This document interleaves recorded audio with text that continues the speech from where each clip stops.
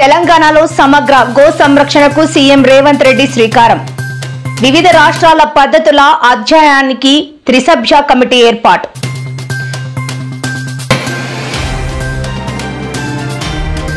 నేడు పల్నాడు జిల్లాలో వైఎస్ జగన్ పర్యటన, 25 చెక్ పోస్టుల ఏర్పాటు, వేల సంఖ్యలో హాజరైన అభిమానులు, కార్యకర్తలు.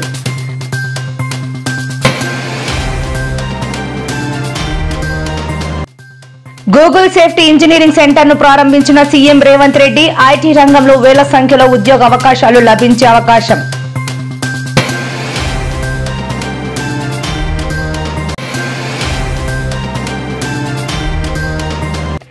కుప్పం మహిళా ఘటనపై కేఏ పాల్ తీవ్ర ఆగ్రహం, బాధితురాలిని కొట్టిన వారిపై హత్యాయత్నం కేసు పెట్టాలని డిమాండ్.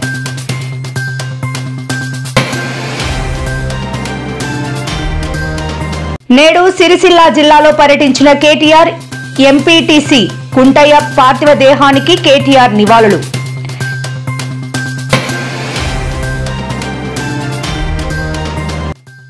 నేడు రేపు ఢిల్లీలో ఏపీ మంత్రి నారా లోకేష్ పర్యటన, వరుసగా 3 కేంద్ర మంత్రులతో సమావేశం కానున్న లోకేష్. వైఎస్ జగన్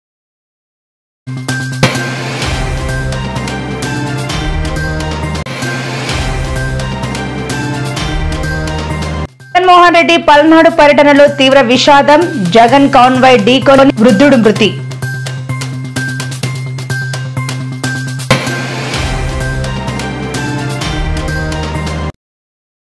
రాష్ట్రంలో గోవులను సంరక్షించేందుకు సమగ్రమైన విధానాన్ని రూపొందించాలని తెలంగాణ ముఖ్యమంత్రి రేవంత్ రెడ్డి అధికారులను ఆదేశించారు. ఇందుకోసం ఇతర రాష్ట్రాల్లో అమలవుతున్న పద్ధతులను క్షుణ్ణంగా పరిశీలించేందుకు 3 కీలక అధికారులతో ఒక కమిటీని ఏర్పాటు చేశారు. మన సంస్కృతిలో గోవులకు ఉన్న విశిష్ట స్థానాన్ని, భక్తుల మనోభావాలను గౌరవిస్తూ గో సంరక్షణే ప్రధాన లక్ష్యంగా ఈ పాలసీ ఉండాలని ఆయన స్పష్టం చేశారు. గో సంరక్షణ అంశంపై ఉన్నతాధికారులతో సమీక్ష సమావేశం నిర్వహించారు. రాష్ట్రాన్ని రావణ కాష్టంగా మార్చి, రాష్ట్రం మొత్తం విధ్వంసం చేసి బొందల గడ్డగా మార్చి, ఇంకా సిగ్గు లేకుండా రోడ్ల మీదకి వచ్చి మమ్మల్ని తిట్టే పని చేస్తున్నారు. మీరు ఎన్ని తిడితే ఆ తిట్లన్నీ ఆశీర్వాదం కింద మారుతాయి. అందుకే వాళ్ళని పట్టించుకోవడం మానేసిన నేను. ఎందుకంటే రోడ్డు మీద మనం పోతుంటే అరుస్తూనే ఉంటాయి. కొన్ని అరిసినప్పుడు అరిసిన దానికల్లా వెనక్కి తిరిగి రాయితో కొట్టం కదా. నేను పని చేస్తా, మీరు వాళ్ళ పని చూడండి అని తెలియజేస్తూ వైసీపీ అధినేత మాజీ ముఖ్యమంత్రి వైఎస్ మోహన్ రెడ్డి ఈ రోజు పల్నాడు జిల్లా సత్తెనపల్లి మండలం రెంటపాలెలో పర్యటించనున్న నేపథ్యంలో పోలీసులు ముందస్తు చర్యలు చేపట్టారు. దాదాపు 25 చెక్ పోస్టులు ఏర్పాటు చేయడంతో పాటు రెంటపాల, నందిగామ అడ్డు రోడ్డు, సత్తెనపల్లిలో భారీగా పోలీసులు మోహరించారు. రెంటపాలల్లో వైసీపీ నేత కొర్లకుంట నాగమల్లేశ్వరరావు విగ్రహ ఆవిష్కరణ కార్యక్రమంలో జగన్ పాల్గొన్నారు. జగన్ పర్యటన విజయవంతానికి వైసీపీ పెద్ద ఎత్తున జన సమీకరణ చేస్తుండటంతో పోలీసులు పటిష్ట చర్యలు తీసుకున్నారు. హైదరాబాద్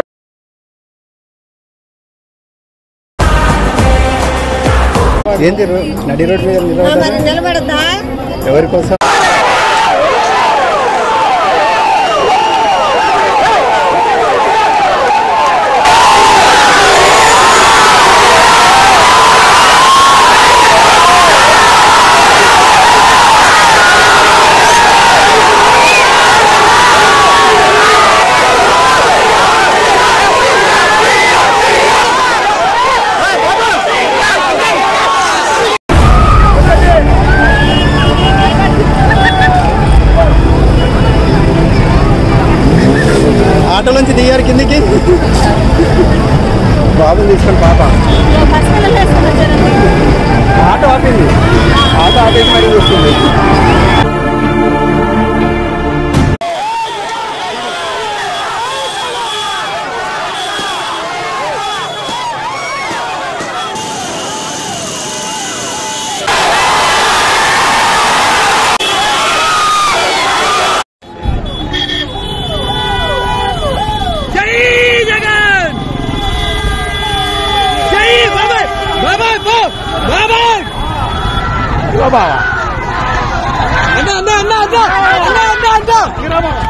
కానీ ఎవరికి ఏది తోస్తే ఆ వేలో నుంచి నాగమల్లేశ్వరరావు ఇంటికి చేరుకున్నారు. పూర్తిగా వైఎస్ జగన్మోహన్ రెడ్డి కూడా మరికొద్దిసేపట్లో ఇక్కడికి చేరుకున్నారు. అయితే పోలీసులు ఎన్ని ఆంక్షలు పెట్టినా, ప్రభుత్వం ఎంత కుట్ర పన్నినా వైఎస్ జగన్మోహన్ రెడ్డి పర్యటన అడ్డుకోవాలని ఎన్ని కుట్రలు చేసినా వాటన్నిటినీ ఛేదించుకుని పోలీసులు అక్కడ బండి ఆపేయమంటే అక్కడే ఆపేసి దానికి లాక్ చేసుకుని పెద్ద ఎత్తున కాలినడకతో నడికొచ్చిన పరిస్థితి. పూర్తిగా మేమంతా ఎటువంటి అల్లరి చేయము, ఒక సంఘీభావం ప్రకటించడానికి నాగమల్లేశ్వరరావు ఇంటికి వైఎస్ జగన్మోహన్ రెడ్డి వస్తూ ఉన్నారు. ఆయనకు మేము అనుమతి తెలపడానికి వస్తూ ఉన్నాం. కానీ ఎప్పుడూ ప్రభుత్వం ఎలాంటి ఆంక్షలు విధించలేదు. ఎప్పుడూ లేని విధంగా ప్రభుత్వం ఒక కుట్ర పన్నింది. అందులో భాగంగానే పోలీసులు ఆంక్షలు విధిస్తున్నారు అని YSR Congress party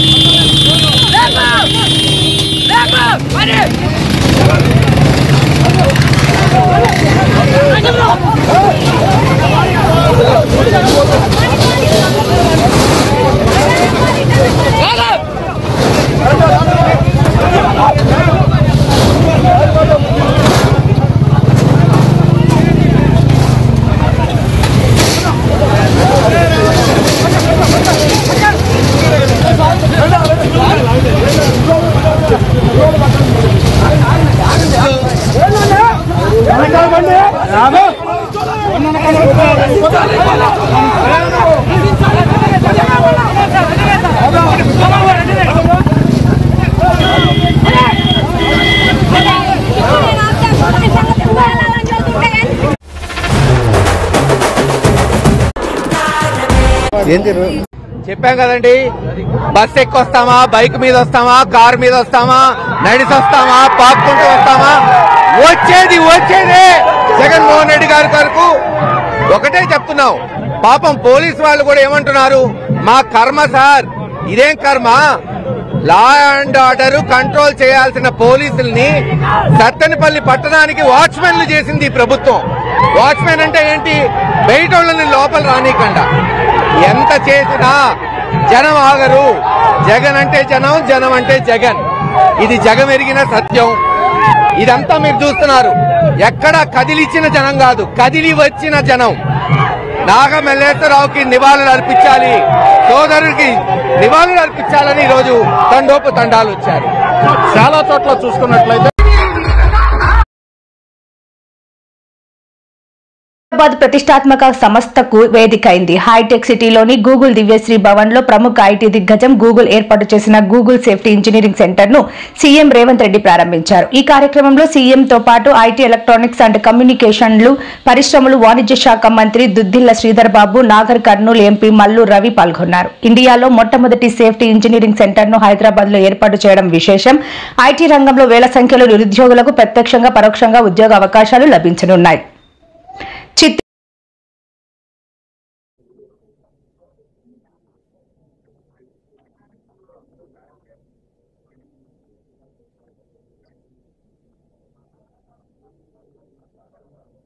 I think it's nearby only.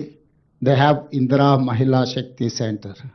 I think your campus is more than 2 acres. But my women are having 3.5 acres campus in this adjacent to high-tech city. So they are your competitor now. I think it's nearby only. They have Indira Mahila Shakti Center. I think your campus is more than 2 acres. But my women are having 3.5 acres campus in this adjacent to high-tech city. Chittoor జిల్లా కుప్పంలో చోటు చేసుకున్న అమానుష ఘటన, ఓ మహిళను చెట్టుకు కట్టేసి కొట్టిన ఉదంతంపై Praja Shanti party అధ్యక్షుడు కేఏ పాల్ తీవ్రంగా స్పందించారు. ప్రభుత్వం నిర్లక్ష్యం వహిస్తే తానే రంగంలోకి దిగుతానని ఆయన హెచ్చరించారు. ఈ అంశంపై ముఖ్యమంత్రి చంద్రబాబుకు తాను లేఖ రాశానని, తన లేఖకు వారం రోజుల్లోగా రిప్లై ఇవ్వాలని డిమాండ్ చేశారు. ఒక విషయంలో చంద్రబాబును అభినందిస్తున్నానని, మహిళను కట్టేసి కొట్టిన విషయం తెలిసిన వెంటనే చంద్రబాబు స్పందించారని ప్రశంసించారు. మాజీ మంత్రి కొడాలి నానిని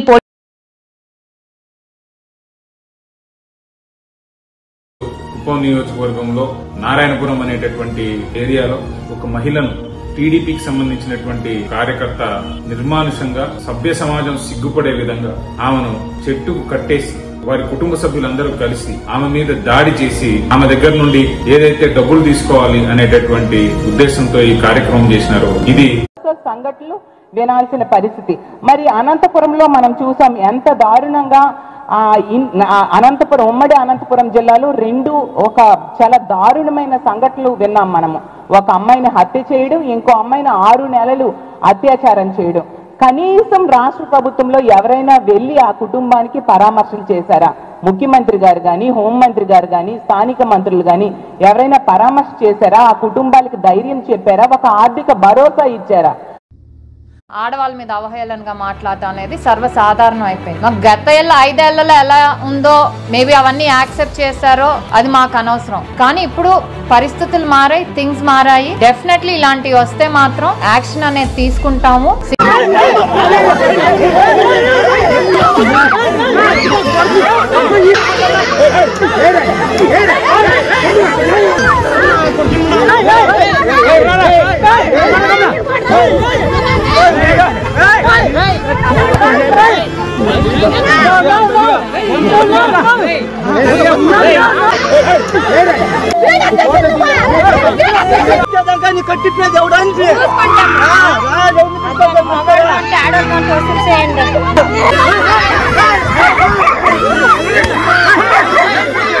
ఒక రైతులే కాదు, అన్ని రంగాల వాళ్ళని, అన్ని వర్గాల వాళ్ళని మోసం చేస్తుంది ఈ కూటమి ప్రభుత్వం. ఈ ఏడాదిగా ఇదే అవుతా ఉంది. ఒకవైపు రాష్ట్రంలో చూస్తుంటే మహిళలు,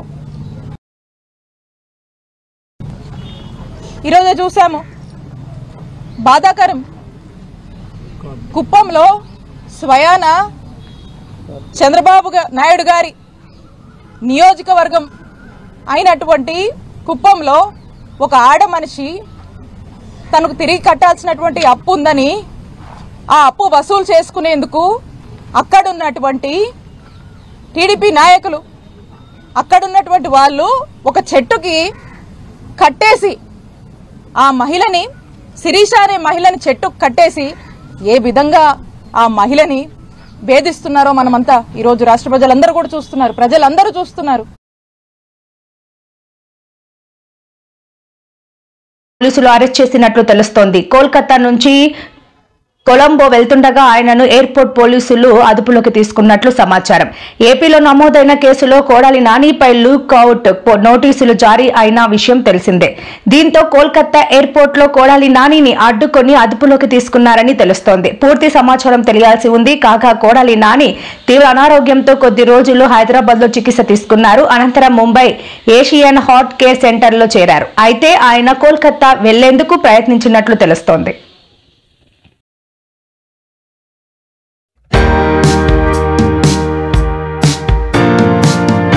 ఏ కుటుంబం చేయని విధంగా మా ఆస్తులు స్వచ్ఛందంగా మేము ప్రకటించాం. మాకున్న ప్రతి ఎకరం, ప్రతి గజం, ప్రతి రూపాయి ప్రజల ముందర పెట్టాం. దాంట్లో ఒక్కటి కూడా తప్పని నిరూపించలేకపోయింది ఈ ప్రభుత్వం. ఆనాడు ఆఫర్ ఇచ్చా, దీనికన్నా ₹1 మా దగ్గర ఎక్కువ ఉందని నిరూపిస్తే మా ఆస్తులంతా తిరిగి నిరూపించిన వ్యక్తికి రాసిస్తానని, ప్రతి ఆస్తి ఇస్తానని నిరూపించలేకపోయారు. గతంలో షెల్ కంపెనీలు అన్నారు, అనేక ఆరోపణలు చేశారు. ఇప్పుడు చివరికి ఆ 27 కోట్ల రూపాయలు తెలుగుదేశం పార్టీకి వచ్చిందని చెప్పే పరిస్థితి. చంద్రబాబు నాయుడు గారి భార్య నేను నడిపేటువంటి ఒక కంపెనీలో 2% షేర్ అమ్మితే 400 crores అంటే 400 కోట్ల రూపాయలు నాకు చెక్కు రూపంలో వైట్ వస్తుందని చెప్పి ఆవిడే చెప్పింది. అంటే హెరిటేజ్ వాల్యూ 20,000 కోట్ల రూపాయలు అని చెప్పి ఆవిడ నోటితో ఆవిడే ఈ రాష్ట్ర ప్రజలకు చెప్పారు. ఎప్పుడు కూడా మనం ఒకటి గుర్తుపెట్టుకోవాల్సింది, రిజిస్టర్ వాల్యూ ఒకటి, మార్కెట్ వాల్యూ ఒకటి ఉంటుంది. ఒక 2 కోట్ల రూపాయలు ఆస్తి అన్న మనం కొంటే ఓ 40 లక్షలు 50 లక్షలు చెక్కు అంటే వైట్ ఉంటుంది, 75% బ్లాకే ఉంటుంది. మనం కూడా అట్లా హెరిటేజ్లో చూసుకుంటే 20,000 కోట్ల రూపాయలు వైట్ సోర్స్ ఉంటే దాదాపు 70-80 కోట్ల రూపాయలు బ్లాక్ మార్కెట్ ఉంటుంది ఒక్క హెరిటేజ్ కంపెనీలోనే. అలాగే చంద్రబాబు నాయుడికి హైటెక్ సిటీ దగ్గర ఉన్నటువంటి కొండాపూర్లో కానీ మాదాపూర్లో కానీ లేకపోతే ఈరోజు రాజధాని పేరుతో ఇక్కడ అమరావతిలో కానీ బెనామీల పేర బెంగళూరులో కానీ సింగపూర్లో కానీ దుబాయ్లో కానీ లక్షల కోట్ల రూపాయలు ఆస్తులు ఉన్నాయి. ఆంధ్రప్రదేశ్ విద్యా ఐటీ శాఖల మంత్రి నారా లోకేష్ 2 రోజుల పర్యటన కోసం ఢిల్లీకి వెళ్లారు. నిన్న రాత్రి ఢిల్లీ చేరుకున్న ఆయన నేడు రేపు అక్కడ పలు కార్యక్రమాల్లో పాల్గొనున్నారు. ఢిల్లీలో లోకేష్ పలువురు కేంద్ర మంత్రులతో సమావేశం కానున్నారు. ఈ రోజు ఉదయం 10:30 ఉపరాష్ట్రపతి జగదీప్ ధన్ఖడ్ తో ఆయన భేటీ అవుతారు. ఈ సమావేశంలో పలు కీలక అంశాలపై చర్చించనున్నారు.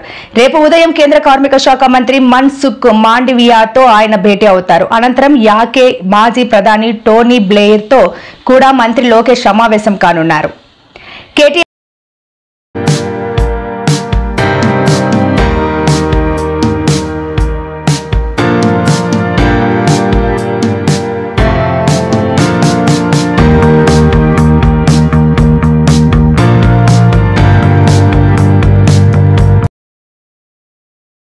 సిరిసిల్ల జిల్లాలో పర్యటిస్తున్నారు. తంగళ్లపల్లి మండలం అంకుషాపూర్ ఎంపీటీసీ కుంటయ్య నిన్న ఆత్మహత్య చేసుకున్నారన్న సమాచారం తెలుసుకున్న కేటీఆర్ ఈ రోజు ఉదయం నేరుగా అక్కడకు చేరుకున్నారు.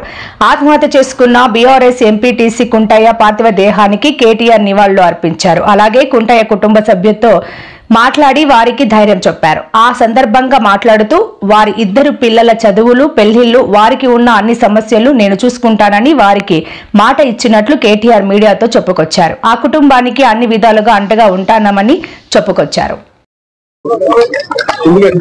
అపజయాలు జయాలు ఎదురు దెబ్బలు ఇవన్నీ కూడా అత్యంత సహజమైన విషయం. దురదృష్టం ఏమంటే ఇవాళ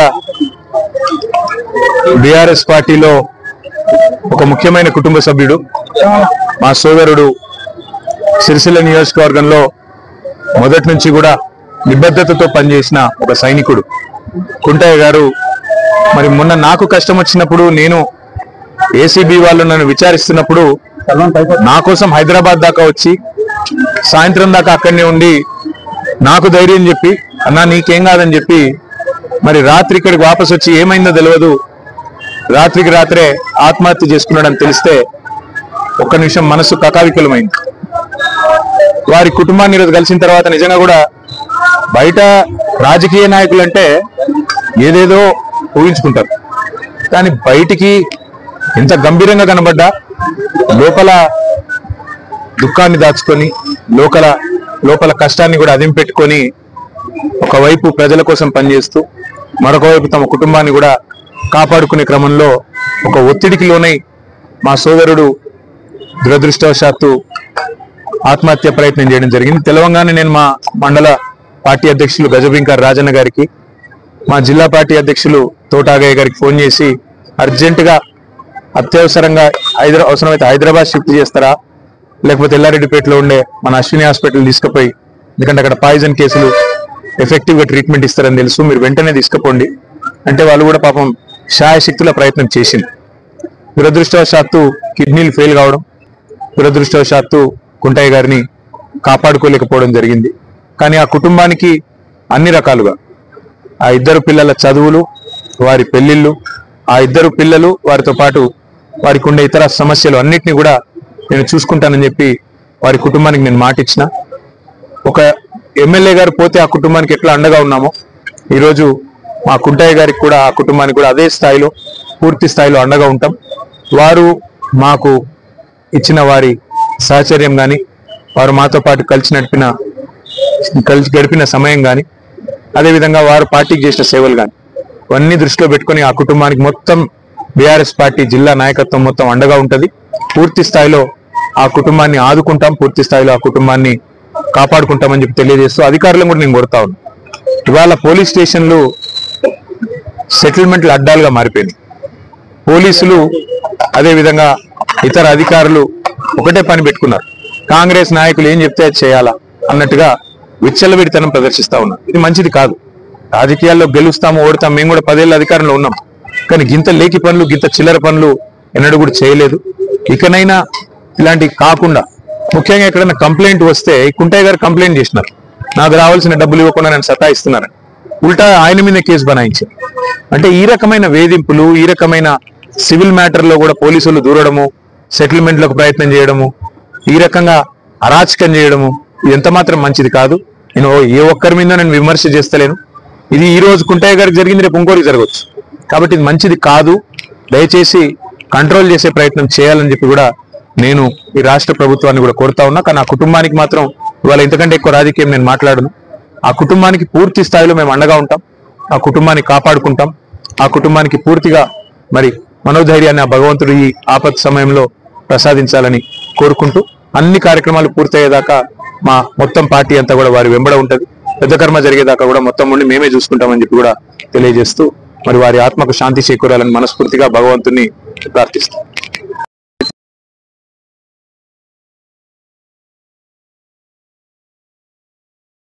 వైఎస్ జగన్మోహన్ రెడ్డి పలనాడు జిల్లా పర్యటనలో తీవ్ర విషాదం చోటు చేసుకుంది. వైఎస్ జగన్మోహన్ రెడ్డి కాన్వాయ్ ఓ వృద్ధుడు మృతి చెందాడు.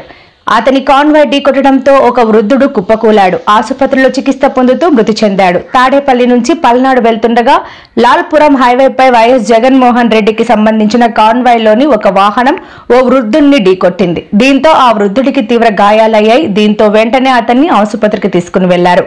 అయితే ఆసుపత్రిలో చికిత్స పొందుతూ మృతి చెందాడు.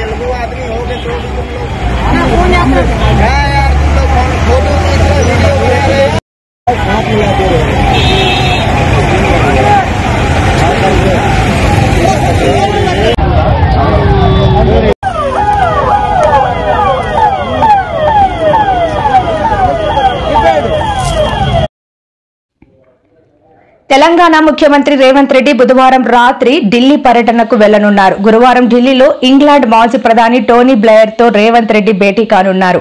రాష్ట్రంలో పెట్టుబడులకు సంబంధించి కీలక భేటీలో పాల్గొంటారని సమాచారం. అలాగే ఏఐసీసీ పెద్దలను కలిసి పెండింగ్ పదవులు, నామినేటెడ్ పదవుల భర్తీపై చర్చించే అవకాశం ఉన్నట్లు తెలియవచ్చింది. గురు శుక్రవారాలు 2 రోజుల పాటు ఢిల్లీలోనే ఉండనున్నట్టు తెలియవచ్చింది.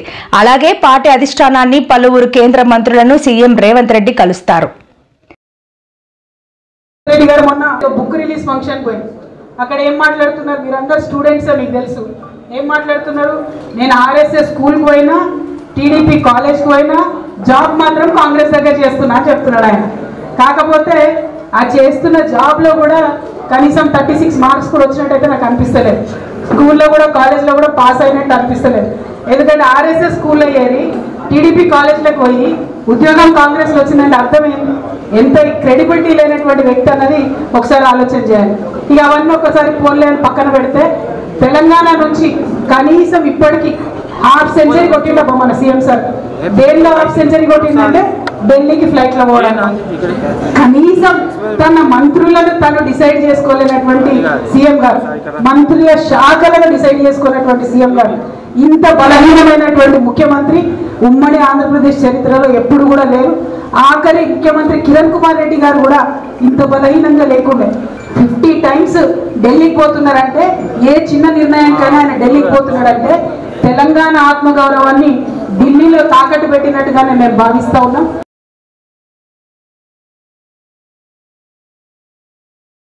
విద్యుత్ సిబ్బంది పడిన శ్రమను తాను కల్లారా చూశారని డిప్యూటీ సీఎం మల్లు బట్టి విక్రమార్క అన్నారు. ఇవాళ ఖమ్మంలో ఆయన ఎలక్ట్రికల్ అంబులెన్స్ల ప్రారంభోత్సవ కార్యక్రమంలో మంత్రి పొన్నం ప్రభాకర్ తో కలిసి పాల్గొన్నారు.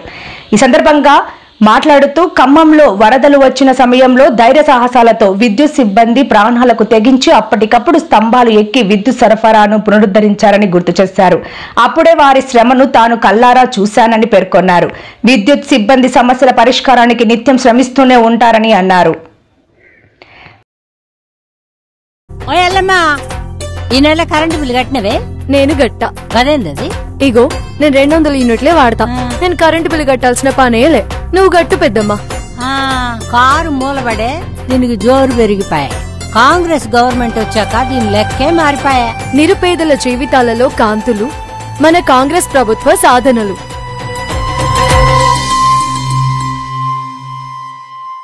ఒక్కొక్కసారి యాక్సిడెంట్ కి లాజిక్ ఉండదు.